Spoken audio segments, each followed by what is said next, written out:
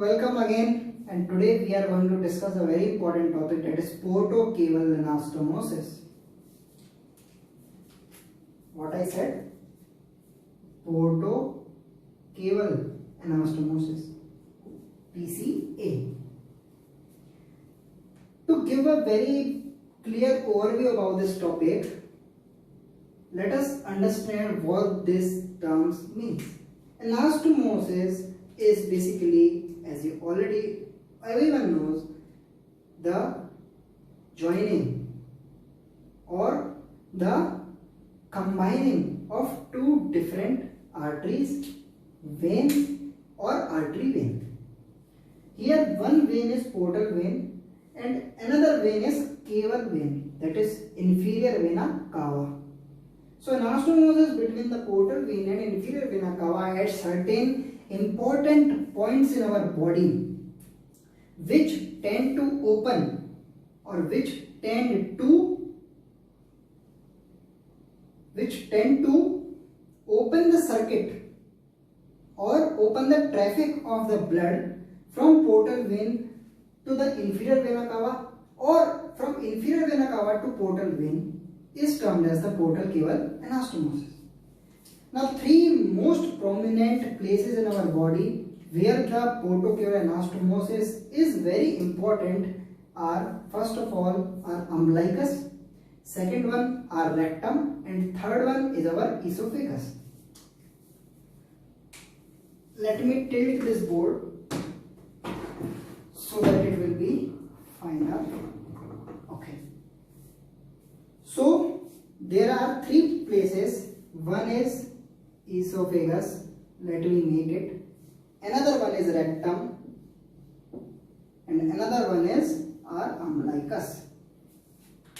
At this 3 point we will discuss how the portal vein and inferior vena cava are combined so that the flow can occur smoothly in case of either portal vein obstruction or inferior vena cava obstruction. So by blue pen I am making inferior vena cava. So because okay.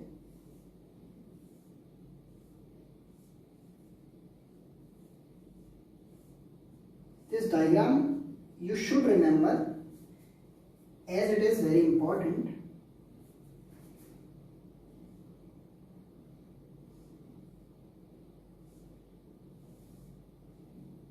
I will explain what this I am making.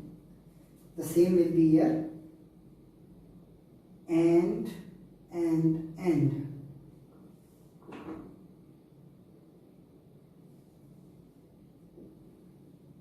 1, 2, 3.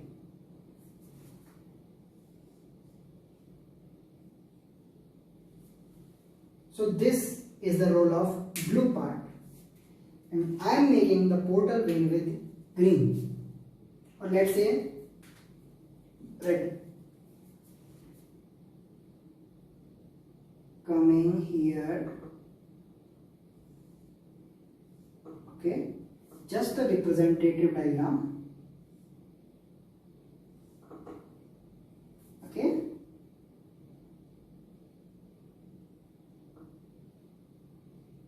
Here is our one branch.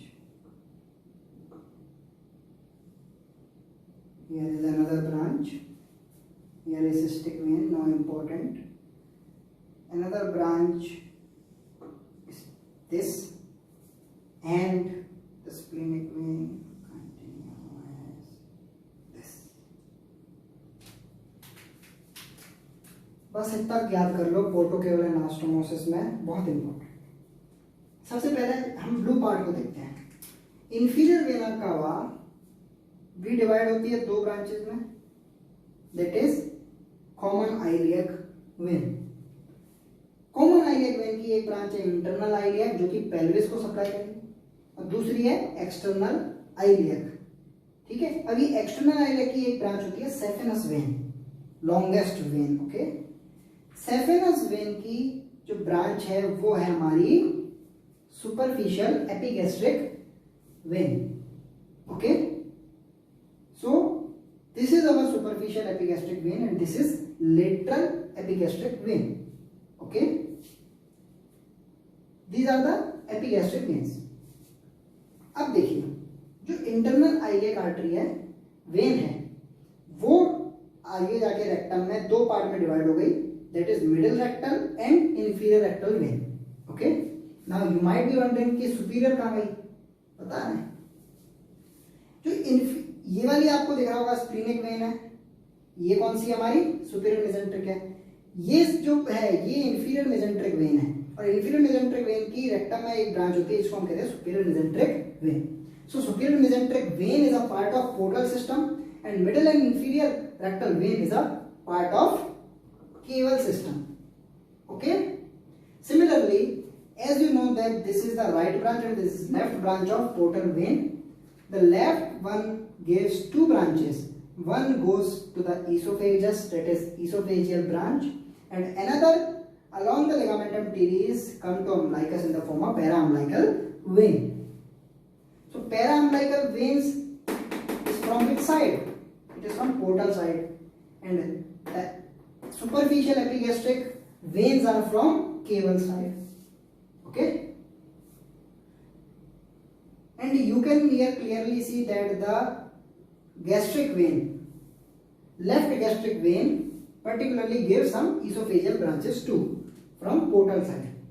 अब ये तीन जगह हमारा क्या बन गया, anastomosis बन गया. अब सपोज पोर्टल हाइपरटेंशन हुआ, पोर्टल हाइपरटेंशन कहाँ हुआ, इधर हो गया, इधर पोर्टल हाइपरटेंशन हो गया, मतलब इधर ब्लॉक हो गया, अब इसके आगे ब्लड नहीं जा पाएगा. तो अब जनरली नॉर्मल कंडीशन में क्या होता था, यहाँ से ब्लड जाता था लिवर में जाके ब्लड किस लिवर में से ब्लड कहीं में चला जाता था, इंफीरियर वेना कावा में और फिर राइट एट्रियम में. लेकिन अब यहाँ पर ब्लॉक हो गया तो अभी लिवर में नहीं जा पा रहा, तो कहाँ नहीं जा पा रहा, इंफीरियर वेना कावा में नहीं जा पा रहा, और इंफीरियर वेना कावा में नहीं जा पा रहा तो ये यानी राइट एट्रियम में नहीं जा पा रहा, हमारा ब्लड तो ब्लॉक हो गया. हम ऐसा नहीं करना चाहते, ठीक है. तो अब क्या करा हमने, ब्लड यहाँ से बैकफ्लो हुआ, कुछ ब्लड इस रास्ते चला गया, इस रास्ते गया ये, तो इसने क्या किया, यहाँ पर ये एनास्टोमोसिस है, इस ब्रांच के थ्रू ये काय में चला गया, ये हमारी एजाइगस वेन,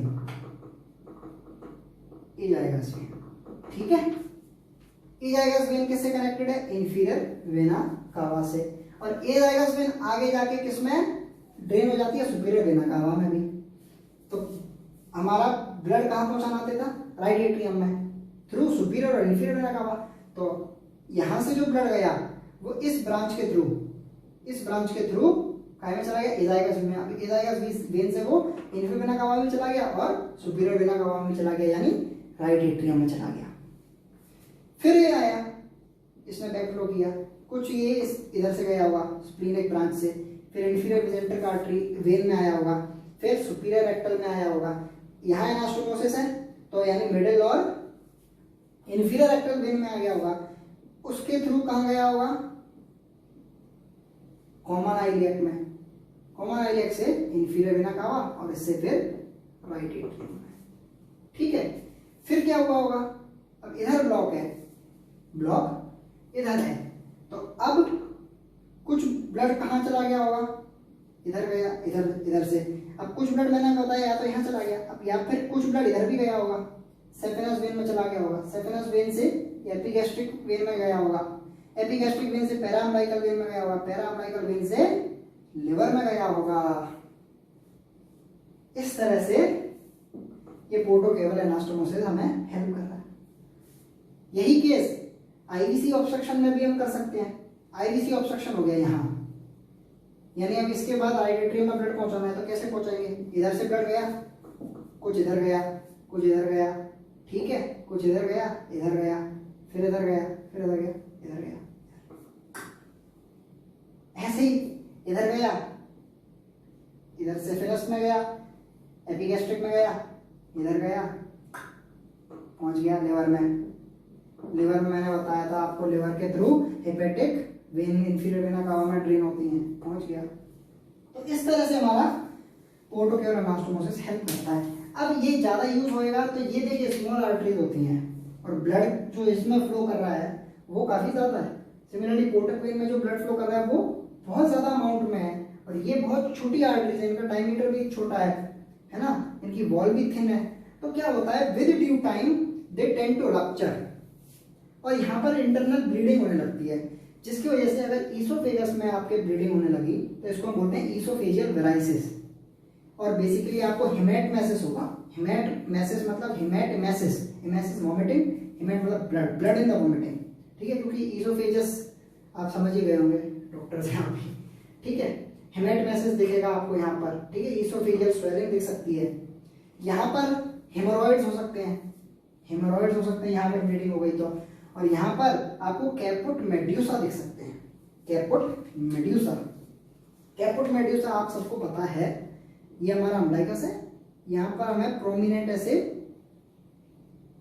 दिखती हैं, इन्हीं को हम कैपुट मेड्यूसा बोलते हैं। These are the para-umbilical veins that is lying along the periphery of umbilicus.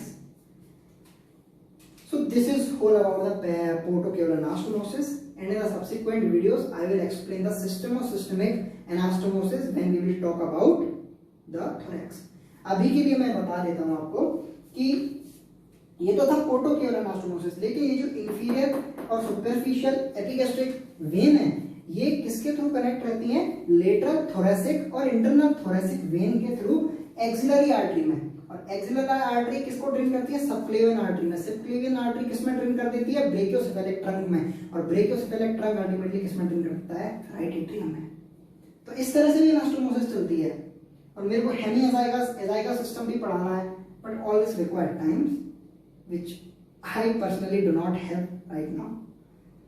So that is all for today. Hope you guys enjoyed this video, and if so then please like, share, subscribe. Thank you.